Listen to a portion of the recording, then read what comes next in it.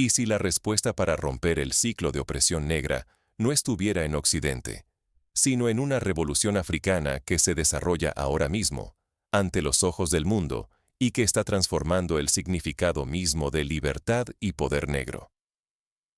Imagina la escena. Un líder africano, con apenas 37 años, logra lo que muchos pensaban imposible. Ibrahim Traoré, presidente de Burkina Faso, ha acabado con más de 5 siglos de dominio colonial francés en su país. No es una exageración. Durante 500 años, el pueblo burkinés vivió bajo la sombra de la explotación extranjera, la pérdida de su identidad y la confiscación sistemática de su riqueza. Traoré ha cambiado ese destino. Las acciones de Traoré no se quedaron en discursos. Nacionalizó minas de oro valoradas en más de 80 millones de dólares, asegurando que, por primera vez en su historia, la riqueza del subsuelo beneficiara antes a la población local que a intereses extranjeros. Esto representa una ruptura con el pasado, donde los recursos nacionales eran extraídos y exportados, dejando tras de sí pobreza y frustración. Ahora, el oro burkinés se refina dentro del país, creando empleos e impulsando la economía nacional, algo que antes parecía una utopía. Las fuerzas extranjeras, durante décadas omnipresentes, han sido expulsadas. Bases militares francesas, que durante generaciones simbolizaban la sumisión política y la dependencia en materia de seguridad, son ahora historia. Burkina Faso ha recuperado el control total sobre su territorio, algo que para muchos otros países africanos sigue siendo un sueño pendiente. En este contexto, la recuperación de la soberanía no es solo un acto simbólico, es la base para reconstruir la confianza y la dignidad nacional. Traoré también entendió la importancia de proteger a los productores locales. Prohibió la importación de ropa usada, una práctica común en muchos países africanos que destruye la industria textil nacional y condena a miles de trabajadores a la precariedad o el desempleo. Este paso, aunque polémico para algunos, ha permitido que talleres y cooperativas burkinesas vuelvan a florecer, recuperando saberes ancestrales y tejiendo oportunidades para jóvenes y mujeres. Países como Ghana y Nigeria enfrentan problemas similares, viendo cómo toneladas de ropa de segunda mano europea inundan sus mercados y frenan el desarrollo de industrias propias. La decisión de Burkina Faso marca un camino alternativo. Los símbolos coloniales han sido reemplazados. Antes, los jueces usaban pelucas británicas, símbolo de una justicia ajena y distante. Ahora, visten atuendos tradicionales, enorgulleciéndose de su herencia. Las escuelas y plazas públicas celebran la cultura autóctona. Se han construido monumentos en honor a héroes nacionales, como Thomas Sankara, y se han recuperado idiomas originarios en la educación. Esto no solo fortalece la identidad, sino que también cura heridas profundas, recordando a las nuevas generaciones que su historia y cultura son valiosas y dignas de respeto. Mientras tanto, en Estados Unidos, los afroamericanos siguen luchando contra el racismo sistémico y la desigualdad. Pese a los avances del movimiento por los derechos civiles, las comunidades negras enfrentan violencia policial, discriminación en el acceso a la vivienda, la salud y la educación, y una brecha de riqueza que parece insalvable. Ejemplos como el asesinato de George Floyd o la discriminación en el sistema judicial son muestras de un sistema que sigue negando la igualdad real. Traoré, desde África, muestra que la solución no pasa solo por reformas, sino por una transformación profunda del sistema y la recuperación del control sobre los recursos, la cultura y la política. Si la diáspora africana, desde Harlem hasta Río de Janeiro, ignora ejemplos como el de Traoré, el ciclo de pobreza, explotación y dependencia continuará. Este mensaje no es exclusivo de Burkina Faso. Es una llamada urgente para cada persona negra en el mundo. Porque la opresión no es solo local, es global. Y la respuesta, también, debe ser global. Vamos a explorar en detalle qué está haciendo exactamente Traoré en África y por qué su revolución puede transformar el destino de la diáspora africana, sin importar el lugar donde viva. Analizaremos estrategias, ejemplos históricos, escenarios comparativos y pasos prácticos que pueden inspirar una resistencia negra con impacto mundial. Entender la estrategia de Traoré es clave para imaginar un futuro diferente. ¿Cómo logró desafiar siglos de opresión y tomar el control de su país? ¿Qué lecciones podemos extraer para aplicarlas en contextos tan diversos como el Bronx, Ciudad del Cabo o París?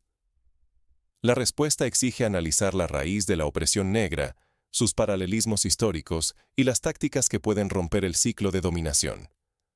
La opresión de los pueblos negros tiene un origen común, aunque se manifieste en territorios y contextos distintos. No es casualidad que el sufrimiento de África bajo el colonialismo europeo y la lucha diaria de los afroamericanos en Estados Unidos compartan las mismas raíces de explotación y dominio. Ambos escenarios forman parte de un sistema global, diseñado para extraer riquezas, suprimir culturas y mantener el control sobre las poblaciones negras. Para entenderlo, basta recordar cómo durante la Conferencia de Berlín, a finales del siglo XIX, las potencias europeas repartieron África como un botín, trazando fronteras artificiales y sembrando conflictos que aún persisten. Los recursos naturales, desde el oro hasta el petróleo, fueron saqueados sin reparo, y las sociedades tradicionales fueron desmanteladas. Durante siglos, Europa saqueó África sin piedad. Potencias como Francia y Reino Unido dividieron el continente en líneas arbitrarias, extrajeron oro, diamantes y petróleo, y destruyeron estructuras sociales ancestrales. Burkina Faso, por ejemplo, fue forzado a entregar sus recursos naturales a empresas extranjeras, mientras la mayoría de su gente quedaba sumida en la pobreza. El francés fue impuesto como lengua oficial en la educación y la administración, desplazando idiomas y conocimientos propios. Incluso después de las independencias formales en la década de 1960, la dominación continuó mediante acuerdos financieros, bases militares y el apoyo a élites locales, aliadas a intereses foráneos. En Estados Unidos, el racismo sistémico es la prolongación moderna de ese colonialismo. La segregación, la violencia policial y la discriminación económica aseguran que las comunidades negras permanezcan excluidas de oportunidades y riqueza. La brutalidad policial y el encarcelamiento masivo no son hechos aislados. Son herramientas para controlar y reprimir a los descendientes de África. Las políticas de vivienda como la redlining, que durante décadas prohibieron a las familias negras comprar casas en determinados barrios, y los préstamos depredadores que perpetúan la desigualdad financiera, son ejemplos de cómo el sistema se adapta para mantener la exclusión. Escuelas, bancos y sistemas de salud reproducen la desigualdad, mientras la cultura negra es vigilada, reprimida o apropiada. La conexión entre África y la diáspora afroamericana es profunda y estructural. Las mismas instituciones que extraen oro de Burkina Faso controlan los préstamos bancarios en barrios afroamericanos y se benefician de la gentrificación y el trabajo precario. La imposición del francés en África y del inglés estándar en Estados Unidos son dos caras de una misma estrategia: desvalorizar las lenguas y culturas propias, reemplazándolas por modelos occidentales considerados superiores. Así, la colonización es material, pero también mental y cultural. Un ejemplo histórico: en Sudáfrica, durante el apartheid, se prohibió el uso de lenguas africanas en la educación, como parte de un proyecto para borrar la identidad negra y consolidar el dominio blanco. En Brasil, la prohibición de prácticas religiosas africanas y la represión de idiomas como el yoruba muestran que la opresión cultural ha sido una constante en toda la diáspora. Los paralelismos son claros. En Burkina Faso, empresas europeas extraen cada año toneladas de oro, mientras la mayoría sobrevive con lo mínimo. En Detroit, Atlanta o Los Ángeles, corporaciones inmobiliarias y financieras expulsan a generaciones de residentes negros y les niegan créditos justos. En África, policías y ejércitos, a menudo entrenados y armados por extranjeros, protegen intereses foráneos más que a la ciudadanía. En Estados Unidos, la policía militarizada patrulla barrios negros con la misma lógica de ocupación y control. En ambos casos, el mensaje es claro: la riqueza y la seguridad están reservadas para unos pocos, mientras la mayoría negra debe conformarse con las sobras. Si no comprendemos esta raíz común, las luchas negras permanecen fragmentadas y los opresores conservan el poder. La historia demuestra que dividir África, aislar a la diáspora y separar las causas raciales siempre beneficia a quienes obtienen riqueza y poder del sufrimiento ajeno. Reconocer el vínculo estructural entre colonialismo y racismo es el primer paso hacia una emancipación negra realmente global. Un ejemplo histórico. Durante el movimiento anticolonial africano, líderes como Kwame Nkrumah y Patrice Lumumba insistieron en la unidad panafricana, conscientes de que solo la solidaridad podía vencer la maquinaria colonial. Hoy, esa lección sigue vigente. Pero, ¿qué estrategias concretas pueden romper este ciclo de dominación? El ejemplo de Ibrahim Traoré en Burkina Faso ofrece pistas cruciales para construir una verdadera soberanía negra. No basta con denunciar. Traoré enseña cómo se conquista soberanía real y se desafía el poder occidental con acciones, no solo palabras.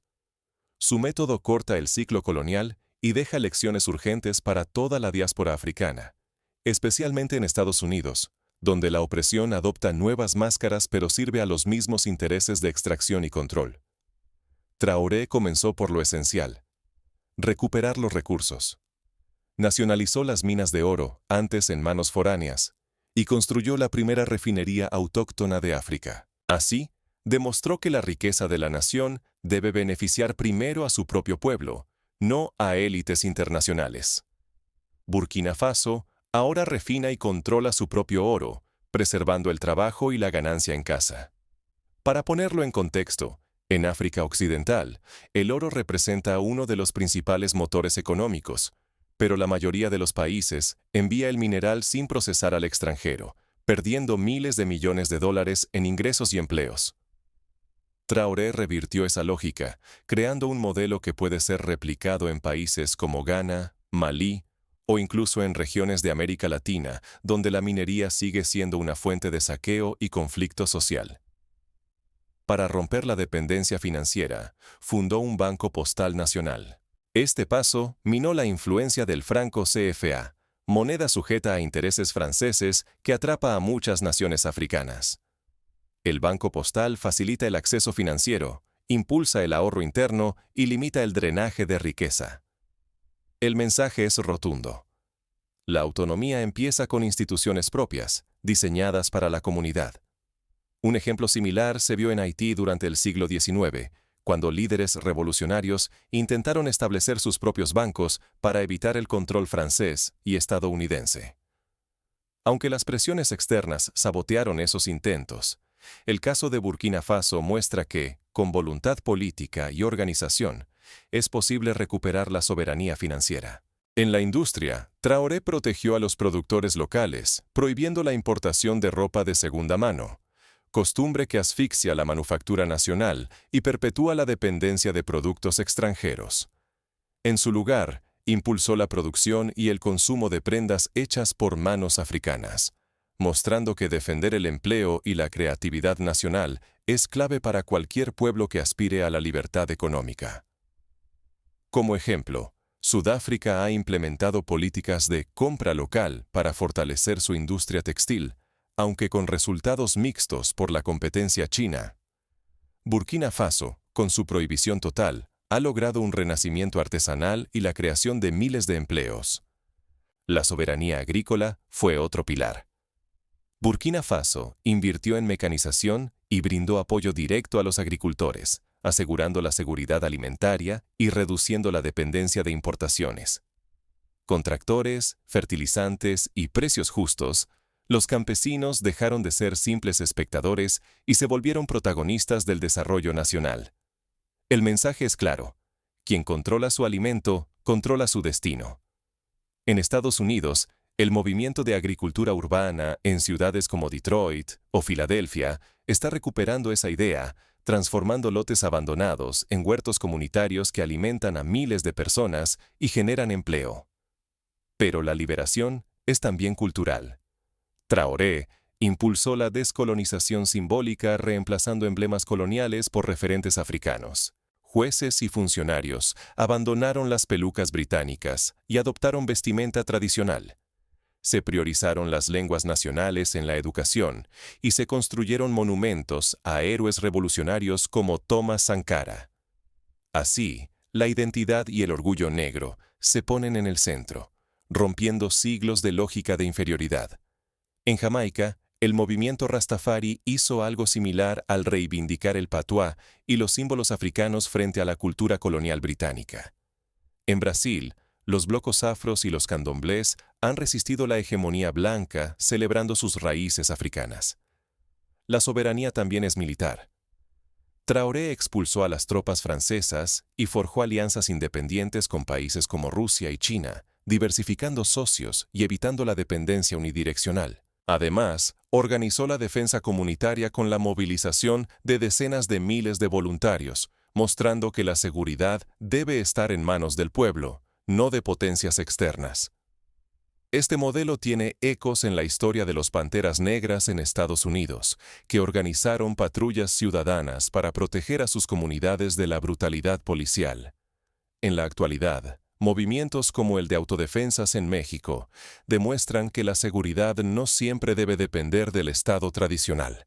Este modelo tiene ecos en Estados Unidos. Allí, aunque la opresión adopta formas como el racismo sistémico, la violencia policial o la miseria en los barrios negros, el mecanismo de extracción es el mismo. Control de recursos, exclusión financiera, destrucción de industrias locales, imposición cultural y represión militarizada. Burkina Faso demuestra que revertir estos procesos es posible si se apuesta por la soberanía y la organización comunitaria. En países como Francia, donde la población afrodescendiente enfrenta discriminación, la inspiración africana puede servir para reclamar espacios de poder y autonomía, como han hecho los movimientos de banlieues y colectivos antirracistas. Ignorar las lecciones de Traoré implica perpetuar el ciclo de pobreza, dependencia y marginación. Solo adaptando estos métodos a cada realidad, las comunidades negras pueden aspirar a una emancipación genuina y duradera. La historia de Haití, primer país libre de América Latina tras la Revolución de 1804, enseña que la independencia formal es solo el primer paso.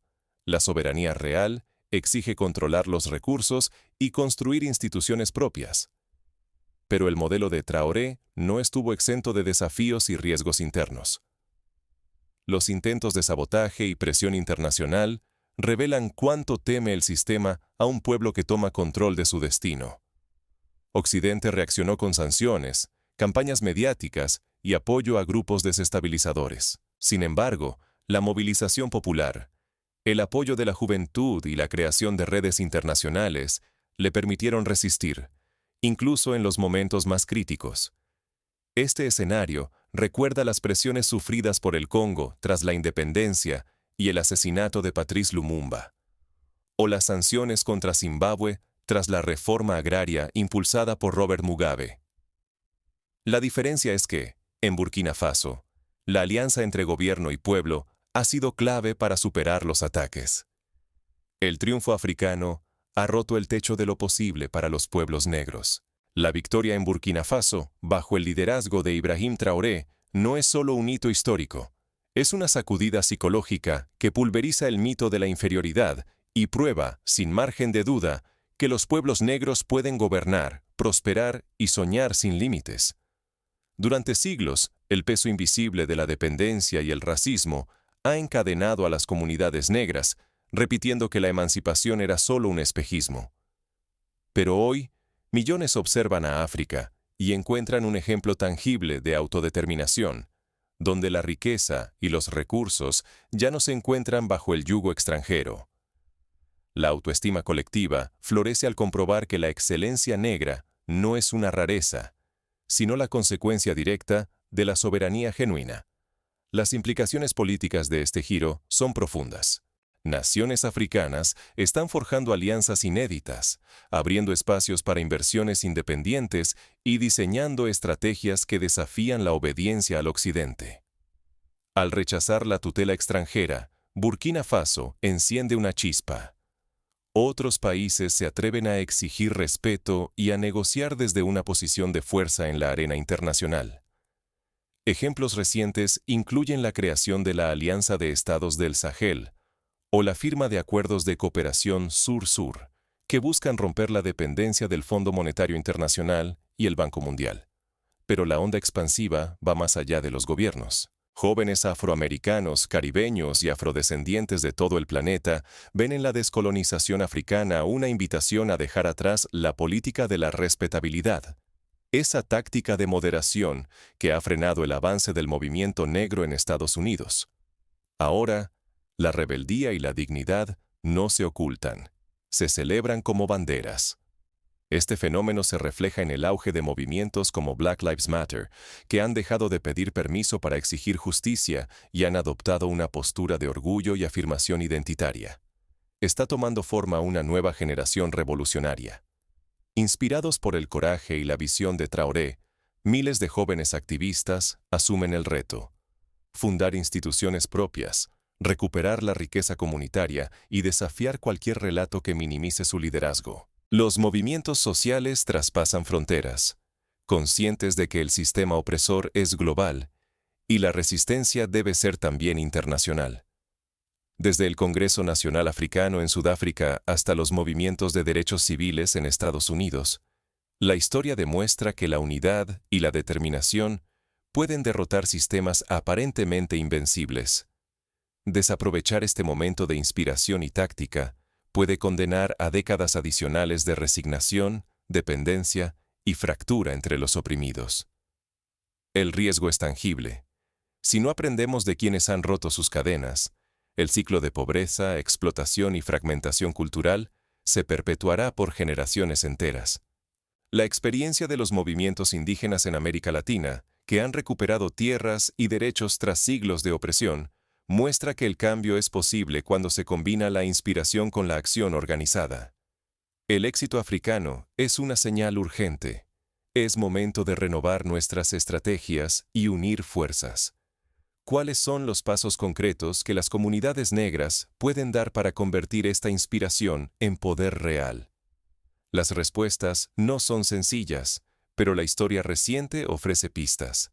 Traoré y sus aliados han dejado un mapa. Ahora toca a la diáspora adaptarlo y actuar. Cada contexto es distinto, pero los principios de soberanía, organización y orgullo cultural son universales. La revolución no es un mito distante.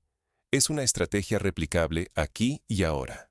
Líderes como Ibrahim Traoré nos recuerdan que la emancipación negra está a nuestro alcance si asumimos el control de nuestra realidad cotidiana.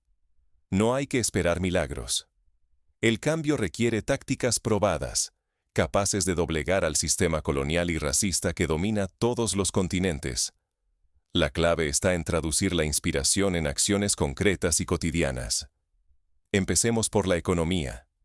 Las cooperativas de trabajadores y consumidores mantienen la riqueza circulando en la comunidad, multiplicando oportunidades. El control colectivo de comercios, tierras y viviendas es vital para cortar la dependencia. Existen casos exitosos de monedas locales y bancos comunitarios que han liberado a barrios negros del yugo de la banca tradicional y el crédito depredador. En el barrio de Harlem, durante los años 70 y 80, las cajas de ahorro negras permitieron a familias acceder a créditos justos y financiar negocios propios. En Brasil, el Banco Comunitario Palmas ha transformado la economía de barrios periféricos, demostrando que otra economía es posible. La agricultura urbana, con huertos colectivos y mercados propios, devuelve el control sobre la alimentación y crea empleo digno. Esto demuestra que la autosuficiencia no es una quimera. Es posible para cualquier comunidad que se organice. En Sudáfrica, tras el fin del apartheid, miles de familias negras han recuperado tierras y establecido cooperativas agrícolas que abastecen a mercados locales y exportan productos a otros países africanos. Pero la economía no basta. La resistencia cultural es urgente. Escuelas afrocentristas que priorizan la historia y los valores africanos forman generaciones con autoestima y pensamiento crítico. Medios independientes cuentan nuestras historias sin distorsión ni estereotipos, recuperando el poder de narrar nuestra realidad. El periódico The Chicago Defender, fundado en 1905, jugó un papel crucial en la Gran Migración, informando a la comunidad negra y promoviendo la autodefensa ante el racismo. Hoy, plataformas digitales como Afropunk o OK Africa continúan esa labor, conectando a la diáspora con el continente. Celebrar la herencia africana a través de festivales, tradiciones y arte es un acto de rebeldía y sanación. Es responder con orgullo a siglos de negación e imposición cultural. Reivindicar la cultura es también proteger el futuro. Las fiestas como el Carnaval de Salvador de Bahía o el Festival de Kwanzaa en Estados Unidos son ejemplos de cómo la cultura puede ser un motor de resistencia y unidad. El poder político se levanta desde abajo. Promover candidaturas independientes, fuera de partidos tradicionales, permite romper el ciclo de traición y corrupción. Las asambleas comunitarias abren espacios de decisión directa, donde la gente define sus prioridades sin intermediarios. Ejemplos históricos como la Comuna de París o las autodefensas zapatistas en México demuestran que el poder popular puede desafiar al Estado y crear alternativas sólidas. Las redes de ayuda mutua, tan antiguas como la diáspora misma, hoy se reinventan con tecnología y solidaridad internacional. Así se tejen lazos de apoyo entre africanos, afroamericanos y caribeños, fortaleciendo la defensa común ante la opresión global. El movimiento garbellista, liderado por Marcus Garvey en la década de 1920, propuso una red global de apoyo y comercio entre africanos y su diáspora, anticipando los desafíos y oportunidades del siglo XXI. El mundo multipolar ofrece nuevas oportunidades. Ya no existen solo Estados Unidos ni Europa. Ahora hay posibilidades reales de alianzas con países no occidentales, de acceso a tecnologías alternativas y a mercados más justos. Burkina Faso lo ha demostrado, negociando desde la fuerza colectiva y priorizando el interés nacional sobre las presiones externas. En el siglo pasado, Cuba estableció relaciones con países africanos como Angola y Mozambique, apoyando sus luchas de liberación y mostrando que la solidaridad sur-sur puede cambiar el equilibrio global. La organización desde la base es la raíz de todo. La educación popular transforma la conciencia política. Las redes con africanos en el continente y la diáspora refuerzan la identidad negra global. Círculos de estudio, talleres y eventos culturales son trincheras de formación y movilización imprescindibles. En Estados Unidos, la tradición de las Freedom Schools durante el movimiento por los derechos civiles demostró que la educación puede ser un arma poderosa contra la opresión. En el fondo de todas estas tácticas hay un principio inquebrantable: independencia institucional y soberanía cultural y económica. Nadie vendrá a salvarnos ni a reconocernos si no lo hacemos nosotros primero. Esperar permiso externo solo perpetúa la dependencia y condena a las nuevas generaciones a heredar la marginación de siempre. La experiencia de Etiopía, único país africano que resistió la colonización europea, muestra que la dignidad y la independencia se defienden con decisión y sacrificio. Solo si asumimos el reto de organizarnos y transformar nuestras prácticas cotidianas, la revolución dejará de ser un sueño y se convertirá en realidad. El siguiente paso es entender cómo estos modelos pueden adaptarse a nuestro contexto específico. En cada país, ciudad o barrio, la aplicación práctica exige creatividad, valentía y solidaridad. Pero los ejemplos de éxito, desde Burkina Faso hasta los barrios negros de Estados Unidos, prueban que es posible. La dignidad no se solicita, se conquista. El instante para tomar el control es este, no mañana. ¿Qué impide que comunidades afrodescendientes en Colombia, Ecuador o Perú organicen cooperativas pesqueras, escuelas propias o redes de comercio justo? Nada, salvo la falta de organización y la resignación al statu quo. La historia está llena de ejemplos de resistencia y creatividad negra, desde los quilombos brasileños hasta las Maroon Towns en Jamaica, donde comunidades de esclavos fugitivos construyeron sociedades libres y autosuficientes. Lo que ha hecho Ibrahim Traoré en Burkina Faso trasciende la política local africana. Es una prueba irrefutable de que la liberación negra es viable si se recupera la soberanía completa sobre los recursos, la cultura y las instituciones propias. Durante más de 5 siglos, el sistema colonial ha desangrado a los pueblos negros, robando riqueza y futuro.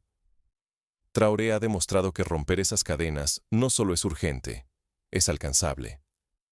No existen excusas. Traoré nacionalizó minas de oro, expulsó fuerzas extranjeras, blindó la producción local y restauró símbolos africanos para reconstruir la identidad nacional. Y lo realizó en menos de 3 años, enfrentando amenazas letales, sin pedir permiso ni depender de migajas internacionales. Esa audacia y visión estratégica es lo que falta en demasiadas luchas de la diáspora. El ejemplo de Sankara, que en los años 80 impulsó una revolución similar en Burkina Faso, nos recuerda que los procesos de cambio pueden ser interrumpidos, pero nunca borrados de la memoria colectiva. La lección es contundente. La dependencia siempre conduce a la explotación. Mientras se acepte el dominio económico, cultural o político de otros, la libertad real es inalcanzable. La dignidad negra jamás se construirá sobre concesiones de los poderosos. Nace de la acción colectiva, la organización y el coraje para crear alternativas propias. Traoré no esperó validación occidental. Redefinió las reglas y mostró al mundo un nuevo horizonte. En el Caribe, la revolución haitiana desafió al mundo colonial y aunque fue castigada con aislamiento y deudas impagables, sentó un precedente que aún inspira. Este mensaje no es solo para Burkina Faso. Es para cada comunidad negra, desde Harlem hasta Haití, desde Lagos hasta Londres.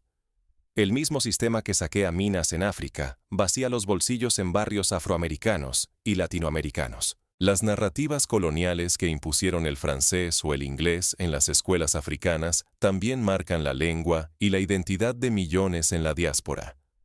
La opresión es global, pero la resistencia también puede serlo. En Francia, colectivos como la Brigade Anti-Negrophobie luchan contra el racismo institucional y reivindican el legado africano en el corazón de Europa. No podemos dejar que el futuro de la riqueza, la libertad y la identidad negras siga dependiendo de decisiones tomadas en despachos europeos o norteamericanos. Cada minuto perdido en la inacción es poder entregado a quienes siempre han lucrado con nuestro trabajo, cultura y esperanzas. La historia no espera. Ha llegado el fin del tiempo de la dignidad robada.